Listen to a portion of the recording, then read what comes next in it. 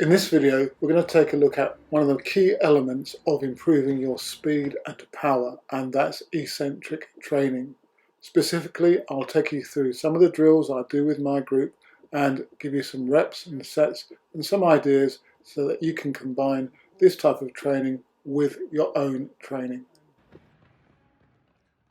Let's initially consider why it's important to train eccentrically and indeed what eccentric training is.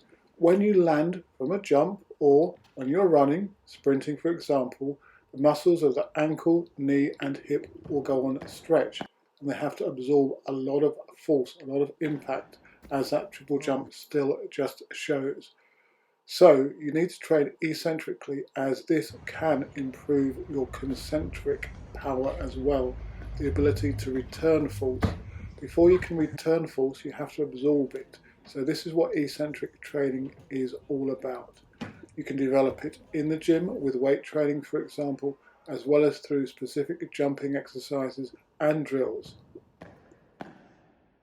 Okay, let's take a look at the drills, and the first one is what I call a forward and block up jump.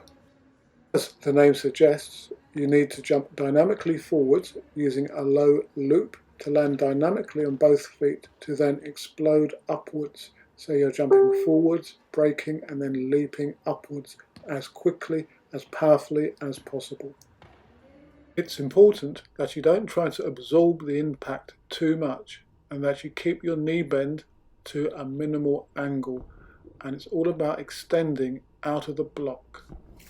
You can do these as part of your warm-up after you've done some dynamic drills or as a unit in their own right. The second drill is called a swing and block drill, and not only will it improve your eccentric capacity, but it will also crucially enable you to get better at swinging your hip, which is vital for jumping and sprinting. So as you can see, it's simply a case of swinging the free thighs hip away from the body to then land on the same side leg, trying to minimize the knee bend. Swing the other leg up to parallel and it will help balance your landing. The next leg cycle with block drill combines a number of elements, so of course you're working on your sprinting technique and heel recovery, for example.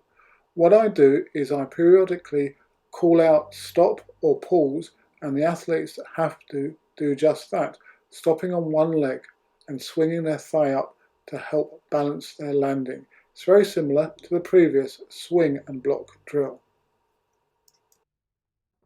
It's a little harder eccentrically to control the block as you've got forward momentum, so you'll see a couple of the athletes bounce a little bit when they do stop. The objective is to be able to stop on the spot.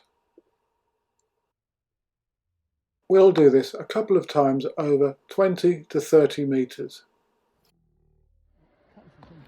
Now this one looks like a normal takeoff drill. What it is in many respects, apart from the athletes have to aim to get higher into the air. In doing so, they have to drive up with their free thigh, but as you can see, they've also got to absorb more force when they come into contact with the ground from the swing leg, so hence they're getting a greater overload eccentrically.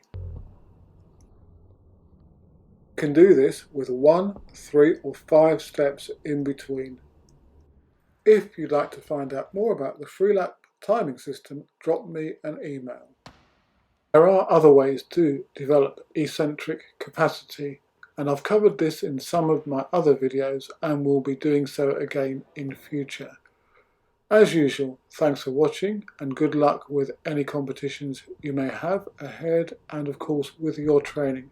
If you have any specific questions on the content of this video or any others, then do please leave them in the section below or through my other social media.